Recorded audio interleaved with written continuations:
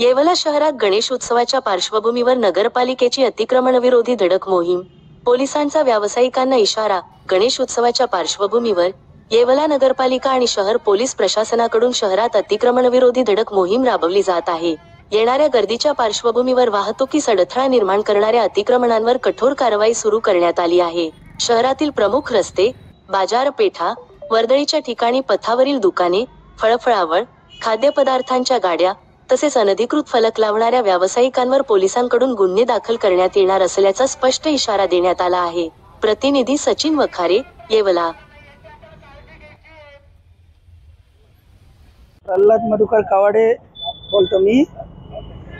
आमचा कुठलाही अतिक्रमणाला विरोध नाहीये, पण सर्वसामान्य जनतेचा विचार करून अतिक्रमण काढावं, त्यांची व्यवस्था करून द्यावी नगरपालिकेने.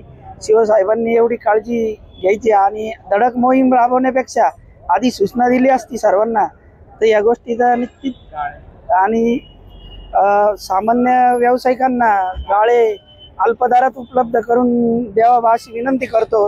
आणि व्यवसायाची एक सोय करून द्यावा नगरपालिकेने. सर्वसामान्य आणि हातावर रोजगार असणारे गोरगरीब व्यावसायिक जे रोडवर बसून धंदा करणारे यांना अल्पदरामध्ये गाळे उपलब्ध करून द्यावा अशी विनंती करतो शिवसाहेब. मी अनिल भवारी, पोलीस निरीक्षक, येवला सिटी. आज या ठिकाणी नगरपालिकेचे शिवसाहेबांनी आम्ही अतिक्रमण मोहीम हाती घेतलेली आहे. कारण गावातले जे काही रस्ते आहेत त्यावर मोठ्या प्रमाणात हातगाडीवाले, फळवाले किंवा इतर व्यावसायिक आहेत यांनी अतिक्रमण केलेलं आहे. तर ज्यांनी काही बोर्ड लावलेत, बाहेर दुकानाचे जाहिरात लावलेले आहेत, तर ह्या सर्व नागरिकांना एक व्यापारी यांना सूचना आहे की आपण अशा दुकानदारांनी त्यांचं सर्व अतिक्रमण काढून घ्यायचं आहे, रस्ता मोकळा करायचा आहे. त्याचप्रमाणे यापूर्वी नगरपालिकेने त्यांना ऑड आणि इव्हन नंबर पार्किंगसाठी ते उपलब्ध करून दिलं होतं, म्हणजे सम आणि विषम. तर त्या सम आणि विषम तारखेला ज्याप्रमाणे पार्किंग करायची आहे ती एका बाजूला सम तारखेला, दुसऱ्या बाजूला विषम तारखेला अशी पार्किंग करायची आहे. नागरिकांना रस्ते हे येण्या जाण्यासाठी मोकळे करून देण्याचे आहेत आणि जो कोणी ह्या कारवाईला जुमानणार नाही त्याच्यावर कायदेशीर रस्ता अडवल्या प्रकरणी किंवा त्यांनी रस्त्यावर केर कचरा टाकला तर सार्वजनिक उपद्रव दिला या प्रकरणी कायदेशीर गुन्हे नोंद करण्याची तजवीज ठेवली आहे.